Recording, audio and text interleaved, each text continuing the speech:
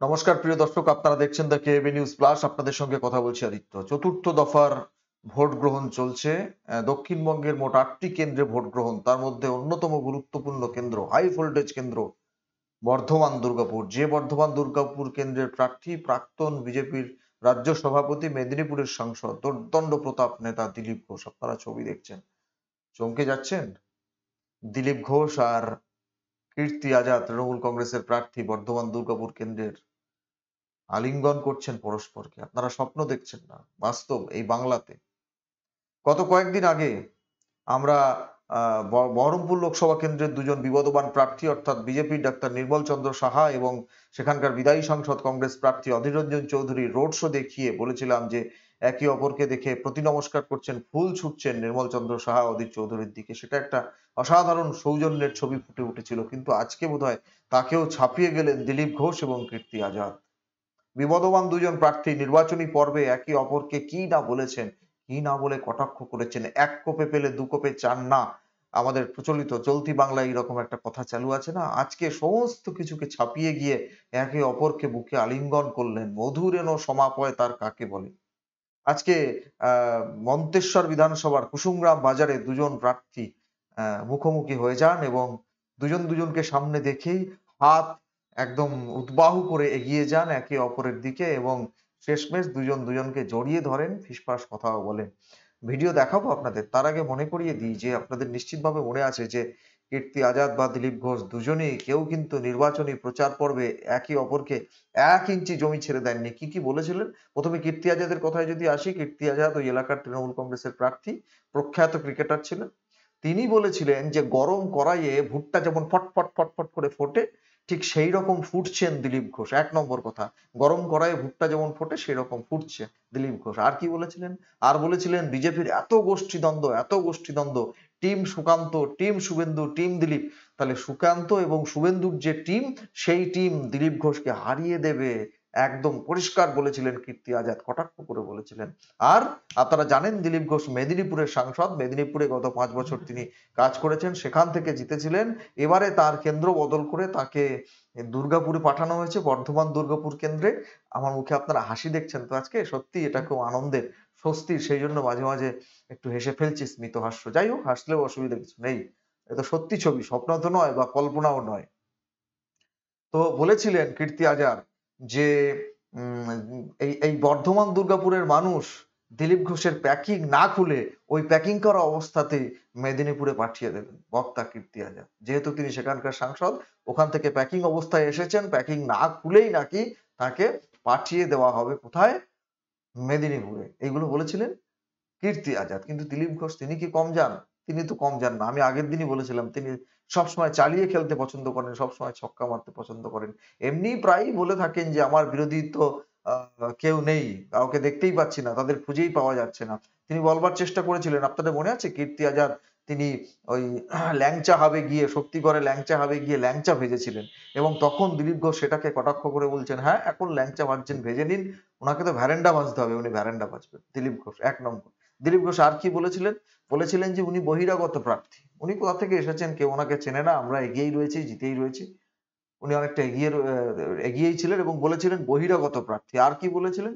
বলেছিলেন যে 4th June তো রেজাল্ট বেরোবে, 4th জুন অব্দি অপেক্ষা করতে হবে না, কারণ কীর্তি আজাদের সঙ্গে বিজেপির লোকজন তো কীর্তি আজাদের সঙ্গে থাকার প্রশ্নই নেই, কিন্তু তার দলের সঙ্গে থাকা কর্মী সমর্থক তারাও কীর্তি আজাদের সঙ্গে থাকবে না এবং কীর্তি আজাদকে ভোটও দেবে না। সুতরাং কীর্তি আজাদ 4 তারিখে রেজাল্ট পর্যন্ত অপেক্ষা করবেন না, তার আগেই পালিয়ে যাবে, বক্তা দিলীপ ঘোষ। কিন্তু তারপর আজ সকালে যখন দুজনের দেখা হলো, মধুরেণ সমাপয়তের মতো একদম আলিঙ্গন করে নিলেন। দেখে মনে হচ্ছে তুমি যে আমার, তুমি যে আমার, তুমি যে আমার, ওগো তুমি যে আমার। আছে না? কানে কানে শুধু একবার বলো, তুমি যে আমার। আরো অনেক গান করা যায়, আপাতত তাৎক্ষণিকভাবে এটুকু মনে এলো, এটুকু আপনাদের জন্য গেয়ে দিলাম। কিন্তু সত্যি সত্যি খুব ভালো লাগছে, এই সৌজন্যের ছবি আমরা দেখতে চাই, ভীষণ ভালো লাগছে। যাই হোক, আর কথা বাড়াচ্ছি না, ভিডিওটা আপনারা দেখুন, ভিডিওটা দেখলে কি সুন্দর প্রেমালিঙ্গন এবং কি সুন্দর কথাবার্তা, ভালো লাগবে আপনাদের, আপনারা দেখুন তো।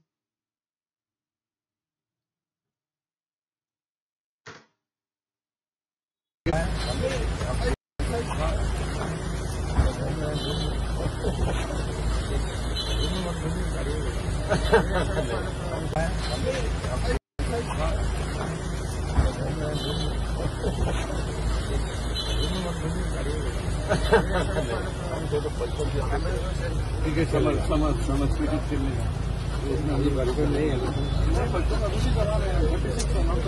लोगों ঢুকছে কেন?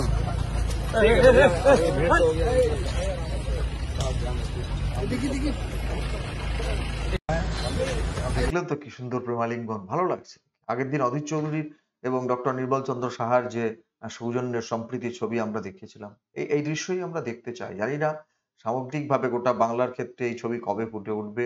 এ তো আজকে অধীর রঞ্জন চৌধুরীর একটা কথা আমার খুব ভালো লেগেছে। উনাকে সাংবাদিকরা জিজ্ঞেস করছিলেন যে নির্বাচন কেমন হচ্ছে, উনি বললেন বড় ধরনের ঘটনা কিছু ঘটেনি, ঘটলে তেমন বলবো। তো তাকে আবার প্রশ্ন করা হয় যে ইউসুফ পাঠান কে দাঁড় করিয়ে তৃণমূল কংগ্রেস কি হিন্দু মুসলমান ভোটে বিভাজন করতে চাইছে? আপনি ইউসুফ পাঠান সম্পর্কে কি বলবেন? উনি বললেন, না না, ব্যক্তি প্রার্থীর সঙ্গে আমার লড়াই নয়। নিশ্চিতভাবে ডক্টর নির্মল চন্দ্র সাহা বিজেপির প্রার্থী, তার সঙ্গে লড়াই নয়। ইউসুফ পাঠান ব্যক্তি, ইউসুফ পাঠানের সঙ্গে কোনো লড়াই নয়। লড়াই হবে প্রতীকে, লড়াই হবে আদর্শে, যার যার কর্মসূচিতে। সেই জায়গা থেকে এইরকম ছবি এখনকার দিনে বিরল, বিরল, কিন্তু এই ছবি অস্বাভাবিক নয়। এটাই তো হওয়া উচিত, এটাই হওয়ার কথা। সারাদিন এই ছবি বজায় থাক, বাকি যে দফাগুলো আছে সেই দফাগুলোতেও এই ছবি বজায় থাক। আমরা দেখতে চাই এই ধরনের ছবি। নেতাদের মধ্যে এই ধরনের ছবি যত যত বেশি করে আমরা দেখতে পাবো, সেটা নিচু স্তরে ছড়িয়ে যাবে এবং তার মধ্যে দিয়ে মানুষ মানুষকে আরো ভালোবাসতে শেখাবেন। বর্ধমান পূর্ব লোকসভা কেন্দ্রের যিনি বিজেপির প্রার্থী কবি অসীম সরকার, তিনিও এই ধরনের বার্তা মানুষের মধ্যে পৌঁছে দিতে পছন্দ করেন এবং তিনিও বিভিন্ন সময় মানুষকে সে আহ্বানই জানিয়েছেন যে মানুষে মানুষে তো ভেদাভেদের কোনো বিষয় নেই। লড়াই তো একজন একটা একটা প্রতীকের সঙ্গে আর একটা প্রতীকের এবং একটা আদর্শের সঙ্গে আর একটা আদর্শের। তিনি ওই যে একটা গান বেঁধেছেন ওই ডাক্তার শর্মিলা সরকারকে কেন্দ্র করে, ওই গান বাঁধার পরেও, গান বিভিন্ন জায়গায় গাইবার পরেও তিনি একটা কথা বলছেন যে ব্যক্তিগতভাবে মা শর্মিলার বিরুদ্ধে আমার কিছু বলার নেই, কারণ মা শর্মিলা তিনিও আমার ঘরেরই মেয়ে, ওপার বাংলার নবশূদ্র পরিবারের মেয়ে, সুতরাং তার সঙ্গে আমার কোনো লড়াই নেই। এই যে সম্প্রীতির বার্তা একে অপরকে দিচ্ছেন, ডাক্তার শর্মিলা সরকারকেও আমরা ধন্যবাদ জানাচ্ছি। তিনিও বিজেপির প্রার্থী, যিনি ব্যক্তি প্রার্থী সম্পর্কে কোনো কথা বলেননি, কোনো কথা বলেননি। কিন্তু যারা করেন তারা না বুঝে বলেন, না বুঝে কুৎসা করেন। সুতরাং সেগুলোকে বর্জন করে অবশ্যই উম এই সম্প্রীতির ছবি গোটা রাজ্য জুড়ে, গোটা দেশ জুড়ে ছড়িয়ে দিতে হবে এবং এই সম্প্রীতির ছবি আমরা বারবার দেখতে চাই। সেই জন্যই দিলীপ ঘোষ এবং কীর্তি আজাদ যে আজকে নজির সৃষ্টি করলেন, কীর্তি সৃষ্টি করলেন, এই জন্যে আমরা আমাদের যে প্রতিবেদন তার শিরোনামও করেছি যে দিলীপের কীর্তি, তুমি আমার, তুমি আমার, আমি তোমার। ধন্যবাদ। দেখা হবে পরের প্রতিবেদন নিয়ে খুব তাড়াতাড়ি। আপনারা সবাই ভালো থাকবেন, সুস্থ থাকবেন। ও আরেকটা কথা বলতে হবে। আহ 2:15 বেজে গেছে, আমি এখনো ভোট দিতে যাইনি। আমাদের এখানে ভোট চলছে আজকে। এই প্রতিবেদন আপনাদের জন্য উপহার দিলাম, এরপরই আমরা যাব দেশের জন্য গণতান্ত্রিক অধিকার প্রয়োগ করতে। আমাদের দেশ পবিত্র মহান দেশ, সেই দেশের বিশ্বের সবচেয়ে বড় গণতান্ত্রিক উৎসব, সেই উৎসবে আজকে সামিল হওয়ার সুযোগ পাবো। এখান থেকে বেরিয়ে আমরা যাব ভোট দিতে এবং নিশ্চয়ই আপনাদের সঙ্গে পরে কথা হবে বিষয়টা। সবাই ভালো থাকবেন। ধন্যবাদ।